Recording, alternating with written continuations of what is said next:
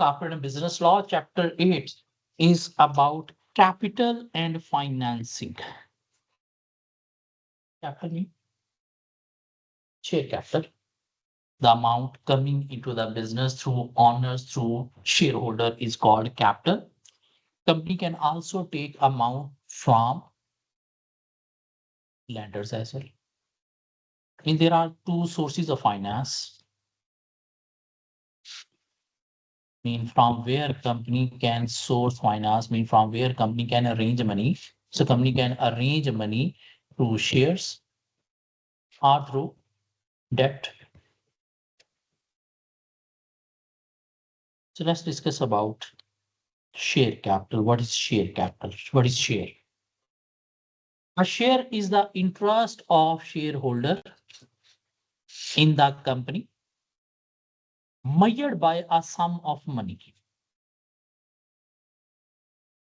for the purpose of a liability in the first place. In at first place, share create liability like shareholder. If they are going to buy the company shares, they need to pay amount.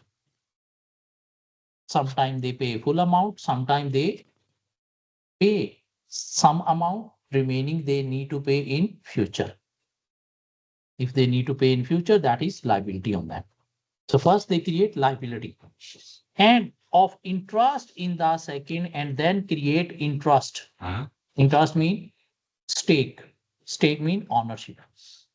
But also consisting of a series of amount, consisting of a series of mutual covenants entered into by all the shareholders, mean there should be some conditions attached.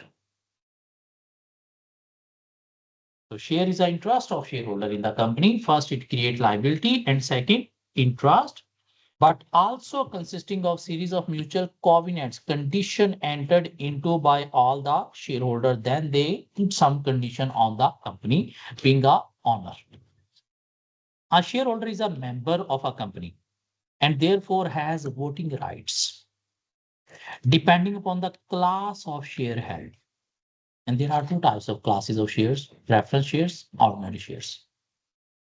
Preference shares do not have voting rights. Only ordinary shares have voting rights. They are also entitled to dividends depending upon the availability of profit.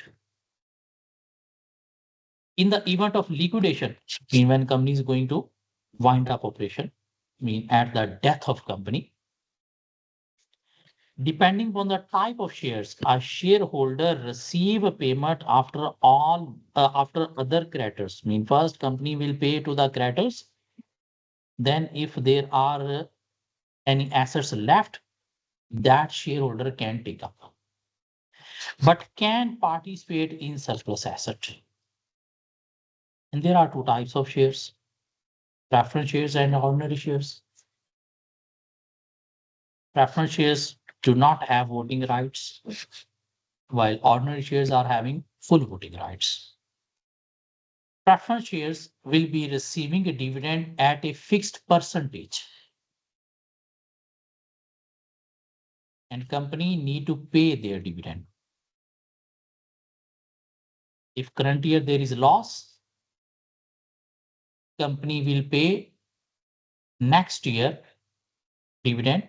In case of profit, not only next year, previous loss making periods dividend as well. While ordinary shareholder will receive dividend in case of profit only. In case of loss, they will be receiving only a smile. There is no dividend because we are having loss for this year. Hopefully, we will pay you dividend next year based on profit. And this loss making dividend they lost will not be received next year. So preference shareholder will receive fixed dividend paid in priority to ordinary shareholder. Mean first dividend will be paid to preference shareholder, and then if there is any left profit will be paid to ordinary shareholder. So priority to other dividends, usually cumulative. Cumulative mean combine current profit making, and if there were any left in previous loss making period, that will also be combinedly paid. but to the ordinary shareholder paid after preference shareholders dividend and not fixed. In case of loss, even a no dividend. When company is going to be wind up, after paying to the creditors, first company will pay by selling company shares to preference shareholder and then to ordinary shareholder. So surplus on winding up prior to return of capital but cannot participate in surplus, entitled to share surplus assets after repayment of preference shares. They will receive according to their investment, not more than investment. But if companies are having so many assets, even beyond their investment, they will be receiving surplus as well. But first, company will pay to the creditors their amount by selling company shares, then to the preference shareholder the amount of investment by selling their shares, and then to the ordinary share. If company is having more shares than their investment, they will be receiving surplus. Class rights. Shareholder will be having some rights according to their class. Ordinary will be having voting rights. Preference will not be having voting rights. But preference will be having the rights of receiving dividend even for the loss making cumulatively before preference shareholder. On winding up, they are having rights to receive before ordinary shareholder. So class rights are the special rights attached to each class of shares, such as dividend rights, distribution of capital on winding up, and voting. How can they be varied? I mean, your company can change rights of different class of shareholder, but there is a procedure. The procedure for varying class rights depends upon whether any procedure is specified in the article. If it is specified in the article how class rights can be changed, then company will follow the same procedure that is written in the article. But if the procedure is not specified in the article, then company can change class rights of shares. How? Through a special resolution. Special resolution means 75% majority shareholder voting, or written consent of 75% in the nominal value of class. A written consent of 75% in the nominal value of the class. What does that mean? Suppose company have issued shares of £1,000. Shareholder who are having the shares of 750 or more, they can write written consent to change the class rights. Shareholders who are having shares of 75% or more, so through written consent, they can change the right class of shares. So how shareholder class rights can be changed? If it is specified in the article, company will follow the procedure as per article. If it is not specified in the article, then class rights can be changed through special resolution, mean more than 75% majority shareholder voting, or through written consent of shareholder having 75% in nominal value of shares. Minority protection. If class rights of shares are going to be altered, but they are against the smaller shareholder, smaller mean minority shareholder, they can stop this change in class right. How they can stop? Under Section 633 Companies Act, the holder of 15% of the nominal value, mean those shareholders who are having 150 worth of shares of that class who did not consent to the variation may ask the court to cancel the variation within 21 days of the passing of the resolution.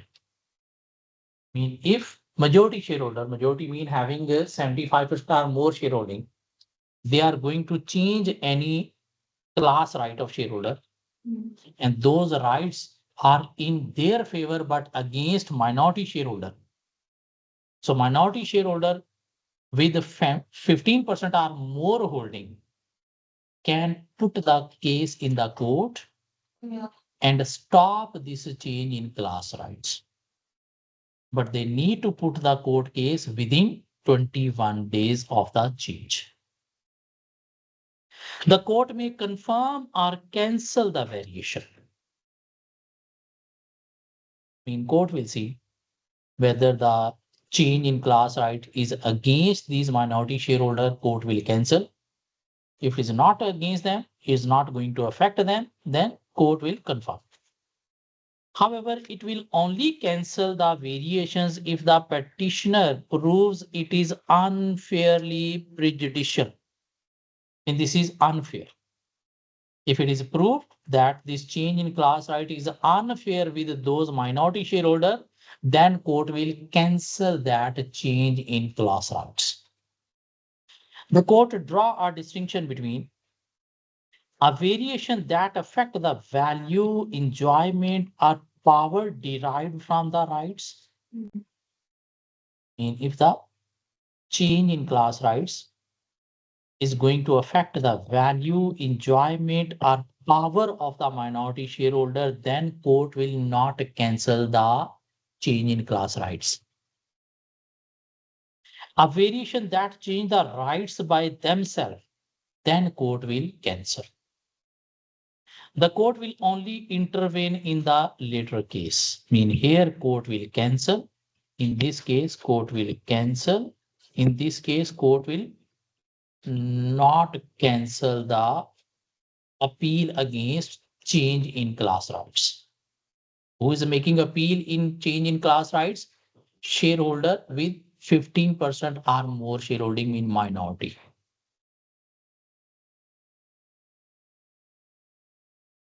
I need to cover this case.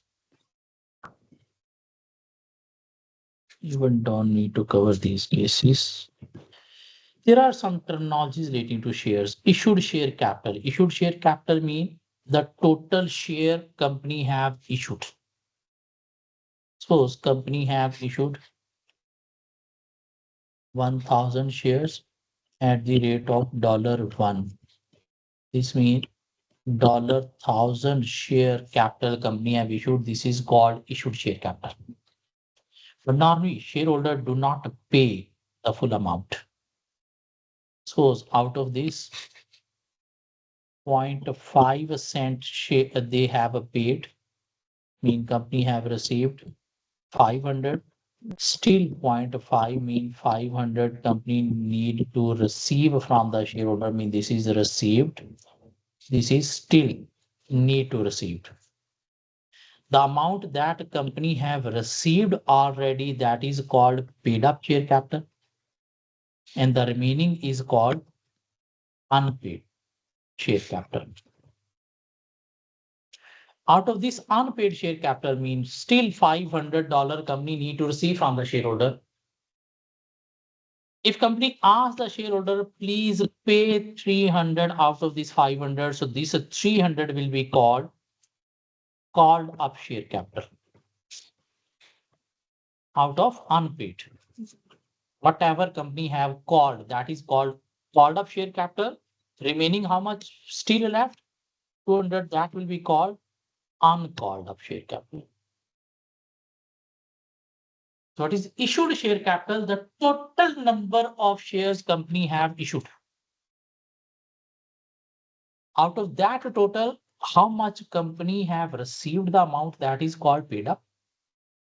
How much amount against share company still need to receive, that is unpaid up. out of unpaid up, how much company requested the shareholder to pay, that is called up. How much still left, that is uncalled. So issued share capital comprises share capital that has actually been issued, released, or sold by the company. Paid up share capital, the amount which shareholder have actually paid on the issued share capital. Called up, the amount of unpaid share capital. In this 500 is unpaid, which has been called from shareholder but not yet paid. And uncalled up, the amount of unpaid share capital. This is unpaid. This is company haven't called yet. Share capital that has not yet been called for from shareholder and therefore also remain unpaid. Is a statutory pre-exemption right. Statutory pre-exemption right mean if company going to issue new shares, company need to offer new shares to the existing shareholder first, then to the general public, so that they can maintain their shareholding or voting rights with the company. If one of the shareholder is having a 55% shareholding in the company,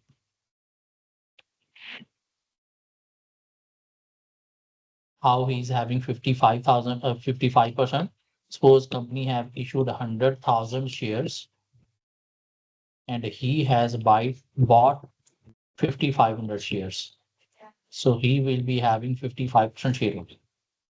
If a shareholder is having more than 50% shareholding, he's a boss of the company.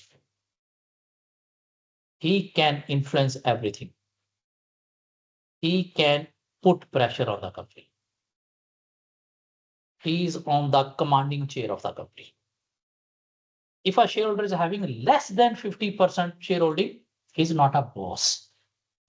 He cannot impose his own wishes. If suppose company is going to issue 20,000 more shares. If company issue these 20,000 to general public, the total share will become 120.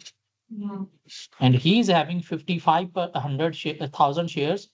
So his shareholding will reduce from 55% to say 48%. He will not be the boss. If he want to become boss forever, what he need to do? He need to maintain more than 50% shareholding. How he can maintain? If he buy the new shares as well. So whenever company is going to issue new shares, company first offer these new shares to existing shareholder because this is their statutory pre-exemption right, so that they can maintain their boss status. So statutory pre-exemption right, new shares offered to existing shareholder in proportion to their shareholding raises new funds. I mean, if company going to raise new funds by issuing new shares, they should offer new shares to existing shareholder first. This is called statutory pre-exemption right. Purpose is not to dilute individual members' shareholding. Dilute means reduce from this to this. Because if it is reduced, they will not be the boss. Only applies to ordinary shares which must be paid for in cash. And against these new shares holder, existing shareholder need to pay cash. Because company is going to issue new shares. Why? To gain cash. Because company is in need of cash. The offer is open for 21 days. If you don't buy within 21 days, then company can offer to general public. Pre-exemption right can be disapplied by provision in the article of association or by special resolution being passed by the member. And this right can be cancelled. by including a clause in the article, or this right can be cancelled through approval of majority shareholder voting, means special resolution. What is bonus issue? Instead of paying dividend in cash, if company paying dividend in form of shares, that is called bonus issue. In company issuing new shares to existing shareholder and giving them instead of bonus, this means against this company is issuing new shares, but company is not receiving cash. When company issue shares on cash, the accounting entry is a debit cash coming in, credit share capital with nominal value. And if company issuing more than nominal value, credit share premium. In case of bonus issue, obviously credit share capital because company is issuing new shares, but company is not receiving cash. From where company is issuing shares, this will be issued from share premium account. And this is the accounting entry for bonus issue, might be you remember FA. Bonus issue. So what is bonus issue? Also referred to as script issue or capitalization issue. Are normally issued at no cost to the shareholder, mean shareholder will not be paying cash. In which case, do not raise any new funds, mean company is not receiving cash, but company issuing new shares. Instead of paying dividend, company is paying dividend shares to the shareholder. Sometimes the company issue partially paid up bonus shares, in which case the shareholder may have to make some contribution in the future. In some time company issue bonus, now take share in case of dividend, but you need to pay some cash in future as well. Carried out by using some of the company's non-distributable reserve, mean from where companies issuing this share capital, non-distributable reserve mean share premium. This is what non-distributable reserve. What is other non-distributable reserve? Retained earning. To issue shares to existing shareholder in proportion to their shareholding. 2 for 5, 1 for 3. For example, a company may issue 2 free preference shares for every ordinary shares held. Must never be funded from company's ordinary capital. Mean from where you will be issued? From undistributable profit. What is right issue? Instead of issuing new shares to general public, company giving the right to existing shareholder, they can buy new shares first. Even company offers some discount to the existing shareholder. Mean to general public might be share price is 150, nominal value is 100. Company will offer to existing shareholder, you can buy at 120. If you don't buy, we will sell in general public for 150. So giving right to existing shareholder to buy new shares before issuing to general public, that is called right issue. And company issue right at discount. That discount is not on nominal value. Company cannot issue shares below nominal value. That discount will be given on market value. If market value is 150, in right issue to existing shareholder, company might offer 120, 130 to existing shareholders. That is discount. Discount will not be provided on nominal value. So right issue, new shares offered to existing shareholder in proportion to their shareholding to raise new funds must be made in writing, hard copy or electronics. Can be used where the statutory pre-exemption rights have been disapplied. Offer is open for 21 days, during which it can be withdrawn. Shares usually offered at a discount to current market value, but not a discount to nominal value.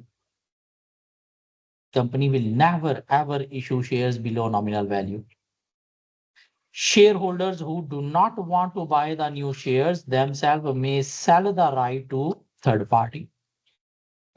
Any shares which are not accepted may then be allotted on the same or less favorable terms to non-members, mean general public.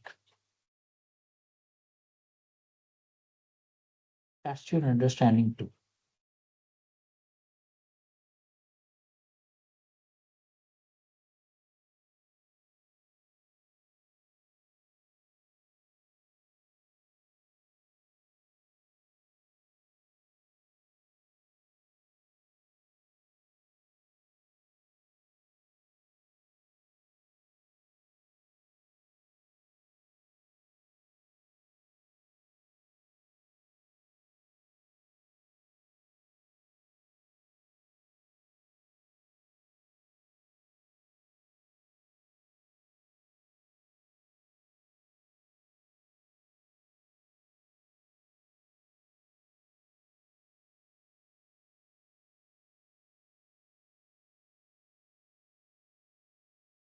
Public company with a stock market listing has just sold a new shares of 10 million ordinary shares. All the shares were bought by existing shareholders in the company. Which one of the following conclusion can be inferred from this statement? The company has undertaken a right issue. The company has raised exactly 10 million to finance the expansion of the business. A public company with a stock market listing has just sold a new issue of 10 million pound one ordinary shares. Obviously, company cannot offer below this because this is nominal value. So the company has raised exactly 10 million. As a new shares, the share could be sold only to personal shareholder and not to institutional shareholders. Since there was no new shareholder, the company's share capital was not extended. No, company share capital is extended. So this is what company has raised. Exactly 10. Issuing shares. What is the process for issuing shares?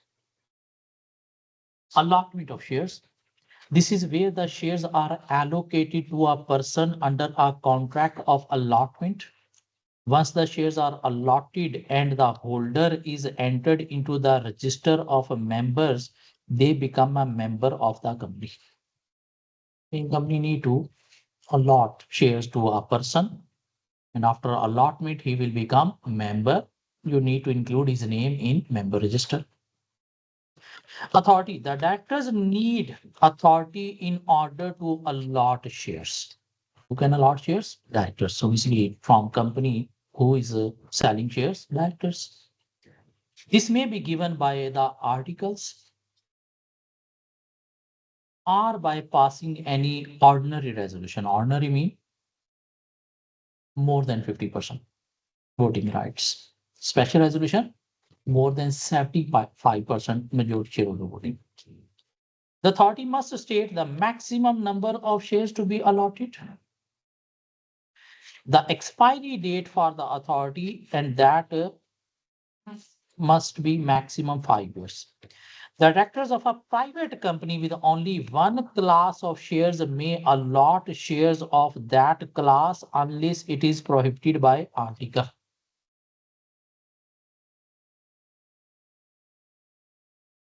Directors can issue share at discount, but that discount should not be below nominal value. If they have issued shares below nominal value, like nominal value is pound one, and they have issued shares at say 0.6 pounds, and shareholders knew about the nominal value, they had to pay the remaining zero point 0.4 along with some interest as well.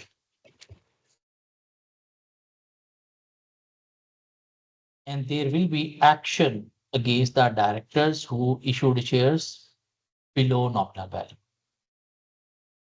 So every share has a nominal value, par value, which is fixed at the time of incorporation of the company, either pound 10, either pound 1 of the company in the statement of capital and initial shareholding. The nominal value of shares represent the extent of a shareholder's potential liability. The common law rule is that a company cannot issue its share for a consideration which is at a discount on their nominal value.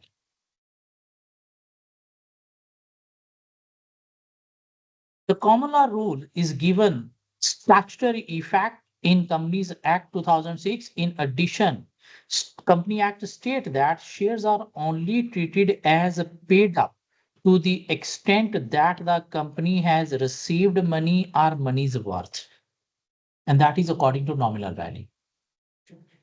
If this rule is breached, mean share issued at zero point 0.6 below nominal value, the rule is breached, the issue is still valid, the share issue will be considered valid, but the allottee, mean shareholder to whom share has been allotted, must pay up the discount plus interest. Mean they need to pay the remaining 0.4 with interest. This applies to any subsequent holder of such a share who was aware of the original underpayment. Even if he sold shares to some other party, the other party who is holding share, they need to pay the remaining nominal value plus interest. Under Companies Act 2006, it is an offense to contravene these rules, and the company and any officer in default are liable to a fine. If any of the director issuing shares below nominal value, this will be considered as an offense and he will be imposed a fine.